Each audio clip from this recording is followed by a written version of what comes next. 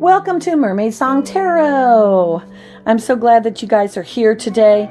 We are looking at the energies for the new moon in Scorpio for the month of October 2022. This is going to be an interesting new moon, and as always, new moons have some particular energies to them.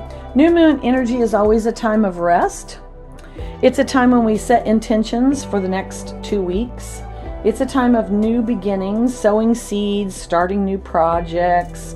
We might be doing research. We're going to do a lot of planning and basically new beginnings. This month we're going to have the new moon in Scorpio, and Scorpio is a fixed water sign, and it is basically the most emotional, volatile of all the signs. This new moon in Scorpio is going to be a time where we're going to be diving deep into our feelings. Ooh, it's all about the feels. We're also going to feel a real big pull to engage in deep, meaningful relationships. Shallow relationships are just not going to cut it during this time period.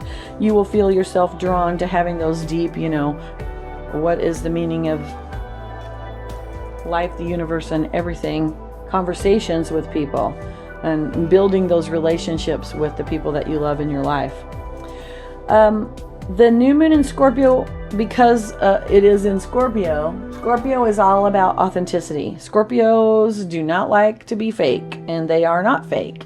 They bravely live their truth without fear and without worrying about what other people think. So the new moon is going to be a time when we need to examine, our authenticity. Are we living our truth? How can we be more brave? So we're going to do 5 questions, and I'm going to pull a total of 10 cards, and each card will have a question to it. So this is how it's going to go. And by the way, welcome to the channel. Thank you so much for being here. I hope you like, share, and subscribe if you like my content. I try to put these out when I can. All right, and the deck that we're using today is the Jack-o'-lantern Tarot. It's a real fun deck. I thought this would be great for October. Get us in the fall mood. The Jack-o'-lantern Tarot is a tarot deck that I have available in my Etsy shop, so you want to click on the link below and go check that out. Okay, so our first question for our first card is, what truth do I want to reveal during this full moon period? And anybody that knows me knows that I only take cards that flip over. So our first card is going to be strength. What truth do I want to reveal? Oh, interesting. Well, the strength card is all about inner strength, right? It's not about physically being strong, but it's about inner strength. And primarily it is about compassion and fortitude, being steadfast, strong, true to yourself. So you may need to be thinking about ways that you can become more passionate and reveal that to others. We're going to tuck him under Hamish the Hedgehog. Okay, let's get a clarifier for the strength card, please. What truth do I want to reveal?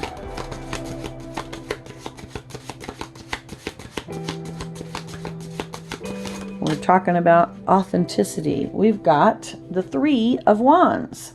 Now, the suit of Wands is always about, it is the fire element, and it is about our actions and our passions projects, but it's about the actions that we take. And the 3 of Wands shows someone who has chosen their path, and now they are taking action, walking on it.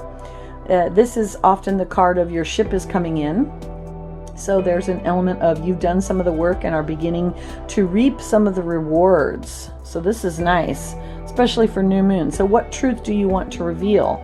Well, you want to reveal that you are a compassionate person, and that you are compassionate to yourself, but you're going forward with what you want, right? You're standing in your own authenticity. You're not scared. This person is fixed on moving forward. They're not looking behind at what's happened in the past. They've made their decision and they're taking action. It's about being brave, which is definitely a Scorpio trait. Okay. Question number 2. What do I want to begin during this new moon cycle? Woohoo! And we have Ace of Swords. Now, swords is the suit of thoughts and mental processes, and the Ace of Swords always indicates that we have a new idea, a new thought.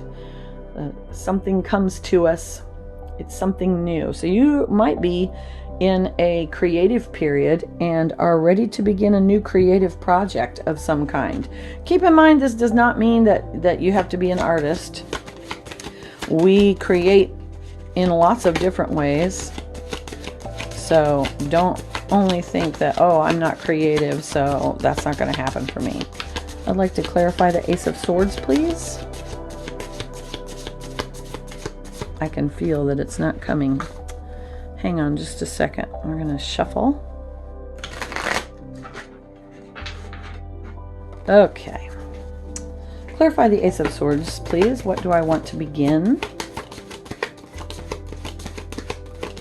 Sometimes they come, sometimes they don't. Ah, there it is. 8 of Wands. Ooh, nice. All right, so the 8 of Wands is a card of forward movement, swiftly moving forward. And it's a card of focused action. Wands is about action. And all of these wands are all pointing the same direction. So this creative idea is going to require focused action on your part. It's not a simple just, oh, I had this idea and I'm going to think about it for a while. No, you're going to actually make an action plan of what you want to begin. Interesting. And it's going to move forward swiftly, the thing that you want to begin. This might be, I'm just going to say, because it's swords, the idea you get might be about writing a book, creating, it's going to be creating some sort of intellectual property of some kind. It could be actual, creating things, but it is going to be something that comes from you. It's authentically you. All right, we'll see if more comes up. Question number 3. How can I create deep, meaningful relationships? This new moon in Scorpio is going to be about those deep, meaningful relationships. How can I create those? And we have, oh, lovely, the Knight of Cups. Now, the Knight of Cups, he is the most romantic knight in the tarot. Cups is about emotion.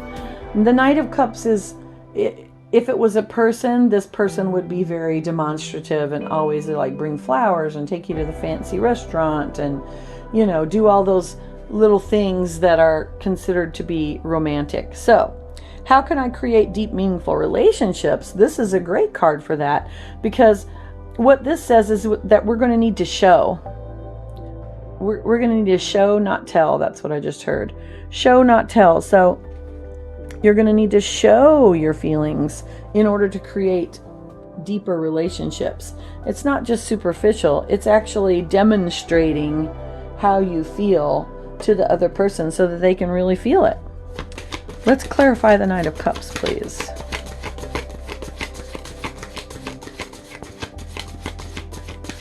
Clarify the Knight of Cups. How can I create deep, meaningful relationships? I can feel one want to come up here. There it goes.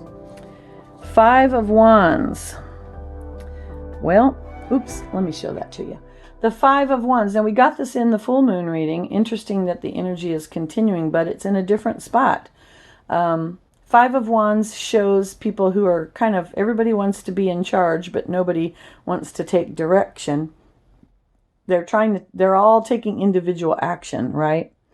Which is sort of interesting here, because you've got focused action right before here about your creating. And what are you creating? It might be these deep, meaningful relationships, honestly.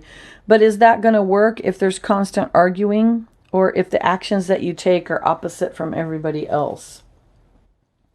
So focused action is going to be necessary. This is focused and this is definitely unfocused. So in order to create deep, meaningful relationships, we're going to have to learn how to show. And I'm going to say consistency, because there's no consistency here in this picture. So it's not just like sending somebody a bouquet of flowers and, that's it. That's the only affection you show them. That's the only way you create the meaningful relationship. And I'm talking also here not just about love relationships, but all relationships in our life. How are we showing the people that we love them? And are we doing it on a consistent basis, or is it just once in a while? All right. Number 4. What do I need? Oh, flippy. What do I need to...